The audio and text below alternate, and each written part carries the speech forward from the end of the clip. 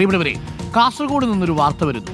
ഈ UDF-ലെ കോൺഗ്രസ് സ്ഥാനാർത്ഥിക്ക് വേണ്ടിയിട്ട് പ്രവർത്തിക്കാൻ പൈസ വാങ്ങിയിരിക്കുന്നു ചില ലീഗ് പ്രവർത്തകർ എന്നുള്ളതാണ് ഇപ്പോൾ വരുന്ന വാർത്ത. കാസർഗോഡ് സ്ഥാനാർത്ഥിക്കായി പ്രവർത്തിക്കാൻ മുസ്ലിം ലീഗ് പണം വാങ്ങിയെന്ന് കോൺഗ്രസ് നേതാവ് രാധാകിഷൻ നായിക്.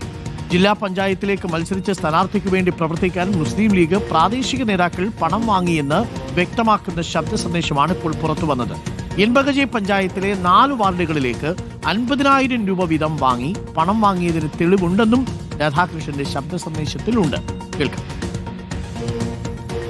50,000 രൂപ പോലെ അടം എടുത്തിട്ടുണ്ട് സോമന്റെ കയ്യിൽ ഇവർ ഓരോ വാർഡിലേക്ക്.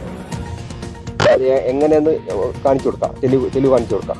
ലീഗിന്റെ ജില്ലാ കമ്മിറ്റി പറഞ്ഞത് സോമണ്ണന്റെ കയ്യിൽ നിന്ന് 1 രൂപ പോലും മേടിക്കാൻ പാടില്ല, വേണമെങ്കിൽ സോമണ്ണനെ അങ്ങോട്ട് കൊടുക്കണമെന്ന് പറഞ്ഞത്. സീറ്റ് പിടിക്കേണ്ടത് സോമണ്ണാണ്. കുത്തിക്കലോ പയ്യൊലിക്കലോ 1 രൂപ പോലും വേങ്ങില്ല. അവർ ഇങ്ങോട്ട് ചിലവിന് വേണമെന്ന് ചോദിച്ചിന്. പക്ഷെ ഈ 4 വാർഡിൽ 50 കൊടുത്തിന്. അത് എങ്ങനെ കൊടുത്തത്, ആരെ കയ്യിൽ കൊടുത്തതെന്ന് പറഞ്ഞിട്ട് ഡീറ്റെയിൽ ആയിട്ട് പറയാം.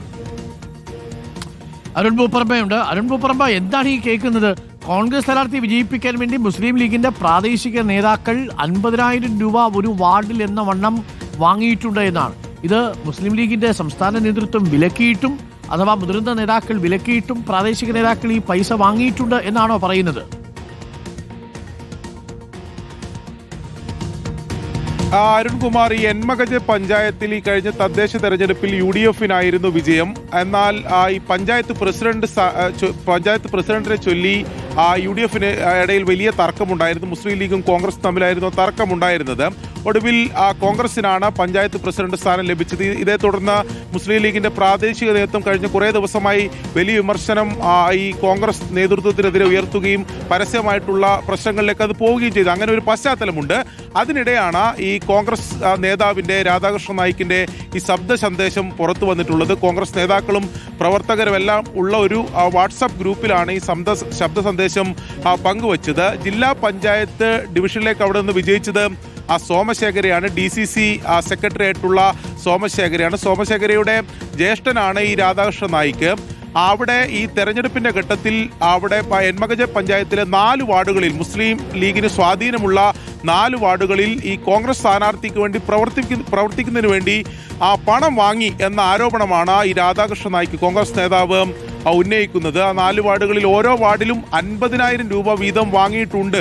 അതിന് തങ്ങളുടെ കയ്യിൽ തെളിവുണ്ട്. മുസ്ലിം ലീഗ് പ്രവർത്തകർ അല്ലെങ്കിൽ പ്രാദേശിക നേതൃത്വം ഇങ്ങനെ കോൺഗ്രസിനെതിരെ വിമർശനം തുടർന്നു കഴിഞ്ഞാൽ ആ തെളിവ് സഹിതം പുറത്തുവിടും എന്നതാണ് ഈ കോൺഗ്രസ് നേതാവിന്റെ ഈ പ്രതികരണത്തിൽ നിന്ന് വ്യക്തമാകുന്നത്. മുസ്ലിം ലീഗിന്റെ ജില്ലാ നേതൃത്വം ഇത് വിലക്കിയിരുന്നു. ഇങ്ങനെ ഒരിക്കലും പണം വാങ്ങാൻ അത്തരത്തിലുള്ള ഒരു പ്രവണത ഉണ്ടാകാൻ വേണ്ടി പാടില്ല എന്ന തരത്തിൽ ആ വിവരം ലഭിച്ച ഘട്ടത്തിൽ തന്നെ വിലക്കിയിരുന്നു. എന്നിട്ട് പോലും ഈ ജില്ലാ പഞ്ചായത്തിലേക്ക് മത്സരിച്ച സോമശേഖരയിൽ നിന്നും ഓരോ വാർഡിലേക്കും 50,000 രൂപ വീതം വാങ്ങിയെന്ന ഗുരുതരമായിട്ടുള്ള ഒരു ആരോപണവും പരാതിയുമാണ് ഇപ്പോൾ ഈ ശബ്ദ സന്ദേശത്തിലൂടെ പുറത്തു വരുന്നത്. എന്തായാലും ഇതിൽ കോൺഗ്രസ് നേതൃത്വവും മുസ്ലിം ലീഗിന്റെ ജില്ലാ നേതൃത്വവും എങ്ങനെ പ്രതികരിക്കുന്നു എന്നുള്ളത് പ്രധാനപ്പെട്ടതാണ്.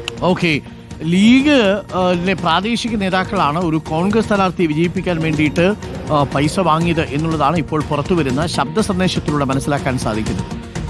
ഇതൊക്കെ എങ്ങനെ സാധിക്കുന്നതേ എന്നേ നമുക്ക് ചോദിക്കാനുള്ളൂ.